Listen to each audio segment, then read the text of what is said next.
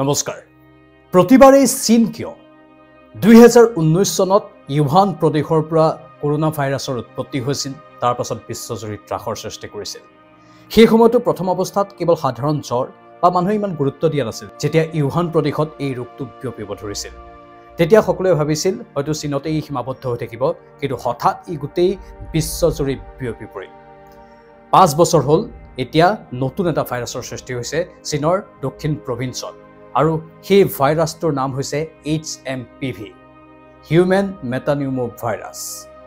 আৰু এই human metapneumo ভাইৰাছৰ শেহতীয়াকৈ ভাৰতত দুটা কেছ সন্মুখলৈ আহিছে যাৰ কোনো ট্ৰেভেল হিষ্ট্ৰী নাই হেয়াই হৈছে এটি 8 মহীয়া শিশু আৰু 3 মহীয়া শিশুৰ ক্ষেত্ৰত বেংগালুৰুত এই ঘটনা ধৰা পৰিছে কৰ্ণাটক চৰকাৰে ইতিমধ্যে সেই সন্দৰ্ভত চৰকাৰীভাৱে স্পষ্টীকৰণ দিছে ইফালে মহাৰাষ্ট্ৰত এই ঘটনাৰ লগে লগেই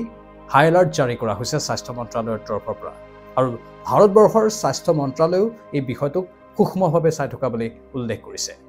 কিন্তু প্ৰশ্ন উত্থাপন হয় চীনৰ পৰাই এই ৰোগবোৰৰ কিয় সৃষ্টি হয় আউটব্ৰেকটো চীনৰ পৰাই হয় সঁচাকৈয়ে চীনে গোপন লেবত এই ভাইৰাছবোৰৰ সৃষ্টি কৰে নেকি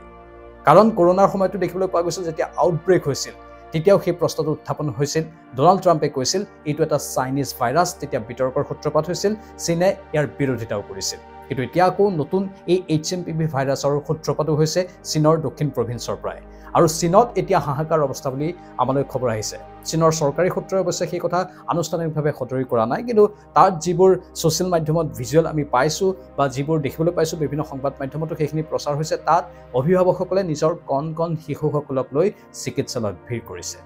বিশেষকৈ কণ শিশু বয়োজ্যেষ্ঠ লোক তেওঁলোকৰ মাজত ইয়াৰ আশংকা বেছি থাকে আৰু লগতে যাৰ ৰোগ প্ৰতিৰোধী ক্ষমতা কম বা আন ৰোগত আক্ৰান্ত সেই লোকসকলৰ ক্ষেত্ৰতো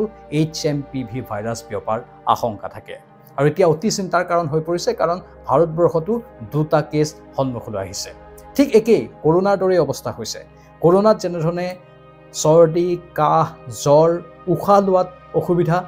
লক্ষণবোৰ দেখা গৈছিল এই HMPV ভাইৰাছৰ ক্ষেত্ৰতো একেই লক্ষণ দেখা যায় আৰু যদি ই বেছি হৈ যায় তেনেহলে ব্ৰংকাইটিছ আস্থামা বা কাণত ইনফেকচনৰ দৰে পৰিবেশৰ সৃষ্টি কৰিব পাৰে আৰু যদি কাৰোবাৰ এই ৰোগ হয় এই ভাইৰাছৰ দ্বাৰা যদি সংক্ৰমিত হয় তেনেহলে সেই ব্যক্তিজনৰ ক্ষেত্ৰত কেতিয়াবা সিৰিয়াছ ইলনেছৰ অসুবিধা হ'ব পাৰে বা গুৰুতৰ সমস্যাৰ সৃষ্টি হ'ব পাৰে চীনত এতিয়া শিশুসকলৰ ক্ষেত্ৰতো তেনেকুৱাই দেখিবলৈ পোৱা গৈছে আকৌ সেই প্ৰশ্নটোৱেই যে চীনে এই বিশেষ ভাইৰাছবোৰৰ লেবত গোপন পৰীক্ষা কৰে নেকি গোপন লেবত গোপন পৰীক্ষা আৰু ই হঠাতে আউটব্ৰেক হৈ যায় কৰোনাৰ সময়ত যেটো কথা উত্থাপন হৈছিল এবাৰো হৈছে নেকি কাৰণ হাজাৰ লাখ লোক চীনত আক্ৰান্ত হোৱা বুলি খবৰ আহিছে আৰু লাহে হয়তো এই বিশ্বৰ আন প্ৰান্তলৈ বিয়পি পৰিব পাৰে কাৰণ ভাৰতবৰ্ষত ট্ৰেভেল হিষ্ট্ৰী নোহোৱাকৈ দুটা কেছ সন্মুখলৈ অহাটোৱে সেই কথাকেই প্ৰতীয়মান কৰিছে যদি সঁচাকৈ এইটো হয় গোপনে যদি এই ভাইৰাছবোৰৰ চীনে সৃষ্টি কৰি আছে কি হ'ব পাৰে এটা আশংকাৰ কাৰণ কৰোনাৰ সময়তে এই কথাটো উত্থাপন হৈছিল যে বায়োলজিক্যাল ওয়েপন সৃষ্টিৰ বাবে চীনে এই কামবোৰ কৰি আছে এতিয়া এই HMPV ভাইৰাছৰ ক্ষেত্ৰত সেই কথাটো আকৌ এবাৰ প্ৰতিমান হৈছে কাৰণ বাৰে চীনে কিয় আন দেশৰ পৰা ভাইৰাছবোৰৰ উৎপত্তি নহয় যিবোৰ ভাইৰাছে বিশ্বব্যাপায় বা বিশ্বকোপায় চীনৰ পৰাই কিয় উৎপত্তি হয় এই কথা চীনে আজিলৈকে কিন্তু কোনো ধৰণৰ স্পষ্টীকৰণ দিয়া নাই কোনো ধৰণৰ মতামত তেওঁলোকে আগবঢ়োৱা নাই আৰু মতামত আগনোহোৱাকৈ স্পষ্টীকৰণ নিদিয়াকৈ তেওঁলোকে কিন্তু বাছি আছে কিন্তু সময় থাকোঁতে আমিও সাৱধান হোৱাটো প্ৰয়োজন যদিও এই ভাইৰাছ অসমত এতিয়ালৈকে ধৰা পৰা নাই কিন্তু সাৱধানীৰ মৰণ নাই বুলি কোৱা হয় সেয়েহে কৰোনাৰ সময়ত যেনেধৰণে আমাৰ কিছুমান মানুহৰ ভুল হৈ গৈছিল সেই ভুলবোৰ এবাৰ নকৰিলে হ'ল কাৰণ আকৌ তেনেধৰণৰ পৰিৱেশৰ কোনেও সৃষ্টি হোৱাটো নিবিচাৰে লকডাউন স্বাভাৱিকতে কোনেও নিবিচাৰে সকলোৰে অৱস্থা বেয়া হৈ গৈছিল লকডাউনে গোটেই অৰ্থনীতি বিধ্বস্ত কৰিছিল ব্যৱসায়ীসকলক ৰাম টাঙোন দিছিল বহুতৰ চাকৰি গৈছিল সেয়েহে তেনে পৰিৱেশৰ কোনেও সূত্ৰপাত হোৱাটো নিবিচাৰে সেইবাবেই আমি নিজেই অলপ সাৱধান হ'ব লাগিব বিশেষকৈ আমাৰ কণ শিশুসকলক বয়োজ্যেষ্ঠ লোকসকলক বা যাৰ অন্য ৰোগ আছে সেই লোকসকল নিজেই সাৱধান হ'ব লাগিব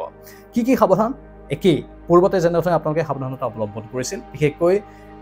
ৰুমাল দৰ্জাৰ হেণ্ডেল বা সংক্ৰমিত ব্যক্তিৰ কাষ চপা বা যিটি লেতেৰা বস্তু চুই সেই হাতখনেৰে পোনপটীয়াকৈ নাক মুখত চোৱা সেই অভ্যাসবোৰ আমি ত্যাগ কৰিব লাগিব মানে সচৰাচৰ আমাৰ হাতখন পৰিষ্কাৰ কৰি ৰখা যেনেধৰণে আমি আগতে ৰাখিছিলোঁ তেনেধৰণে হাতখন পৰিষ্কাৰ কৰি ৰাখিব লাগিব আৰু পৰমৰ্দন কৰোঁতে মানুহক যেতিয়া চেক দিয়ে হ্যান্ডশেক কৰে সেই হ্যান্ডশেক কৰাৰ সময়তো যদি হ্যান্ডশেক কৰিব লগাও হয় তাৰ পাছত আপুনি হাতখন স্যানিটাইজ কৰক অথবা হাতখন পৰিষ্কাৰকৈ ধুওক অথবা কৰবাত যদি দৰ্জাৰ হ্যান্ডেল আপুনি চুইছে বা ক'ৰবাত গেট চুইছে বা আনে স্পৰ্শ কৰা স্থানত যদি আপুনিও স্পৰ্শ কৰিছে তাৰপিছত আপুনি হাতখন ধুইহে নাক মুখত হাত দিব তেতিয়াহ'লে এটা আমি সেইফালৰ পৰাও ছেফ ছাইডত থাকিম সাৱধান হৈ থাকিম যে সেই নিৰ্দিষ্টভাৱে যদি কোনো লোকৰ সেই ভাইৰাছটো আছে সেই ভাইৰাছটো এই স্পৰ্শকাতৰ স্থানবোৰৰ পৰা যাতে আমাৰ শৰীৰলৈ বিয়পি নাযায় কাৰণ বিয়পাৰ মাধ্যম সেই একেবোৰে মানে কৰোণাৰ সময়ত আমি যেনেধৰণে সাৱধান হৈছিলোঁ চৰ্দি কাহ হৈ থাকিলে মাস্কখন পৰিধান কৰা কাৰণ আমি ট্ৰেভেল হিষ্ট্ৰী নোহোৱাকৈ বেংগালুৰুৰ দুটি শিশুৰ ক্ষেত্ৰত এই ৰোগৰ অৱস্থিতি দেখিবলৈ পালোঁ এই ভাইৰাছৰ অৱস্থিতি দেখিবলৈ পালোঁ মানে চাওক ই ইতিমধ্যে হয়তো ভাৰতত প্ৰৱেশ কৰিছে কেনেধৰণে প্ৰৱেশ কৰিলে কোনেও নাজানে আৰু সেই সকলো কাম সংগোপনে হৈ থাকে যদি সঁচাকৈয়ে গোপনে লেবত প্ৰস্তুত কৰা ভাইৰাছ হয় তেনেধৰণেতো এটা জটিল অৱস্থাৰ সৃষ্টি কৰিব পাৰে যেনেধৰণে কৰোণাৰ সময়ত কৰিছিলে সেয়েহে আমি মাস্কখন পৰিধান কৰা আৰু যদি কাৰোবাৰ বেছি চৰ্দি কাহ জ্বৰ হৈ আছে তেনেহ'লে পাৰিলে নিজকে অলপ আইচলেশ্যনত ৰখা বা পৰিয়ালৰ আন লোকসকলৰ পৰা অলপ হ'লেও দূৰত থকা আৰু লগতে যিটি স্থান স্পৰ্শ কৰি হাতখন পৰিষ্কাৰ কৰা সেইখিনি সাৱধানতা অৱলম্বন কৰিলেই এই ৰোগৰ ভয়াৱহতাৰ পৰা আমি হাত সাৰি থাকিব পাৰিম একেবাৰে চিম্পলকৈ যদি আমি চাওঁ সেইখিনিয়ে হৈছে মূল কথা আৰু ইয়াৰ যিহেতু সুচিকিৎসা প্ৰণালী নাই যেনেধৰণে জ্বৰ চৰ্দি কাহৰ দৰৱ খাই ঠিক তেনেধৰণে ইয়াক দৰৱ খাই ঠিক কৰিব লাগিব সেয়েহে অক্সিজেনৰ পৰিমাণ কম নোহোৱাকৈ যদি থাকিব পাৰি তেনেহ'লে খুবেই ভাল কথা মুঠতে এই HMPV ভাইৰাছ আগৰ দৰে অৱস্থাৰ সৃষ্টি নকৰক আৰু আমাৰ সমাজত যাতে ভয়ংকৰ অৱস্থা কেতিয়াও সৃষ্টি নহয় সেইটোৱে আমি কামনা কৰিছোঁ এয়াই আছিল মূল কথাখিনি আপোনালোকৰ মতামত কমেণ্ট বক্সত কমেণ্ট কৰি জনাব ধন্যবাদ জনাইছোঁ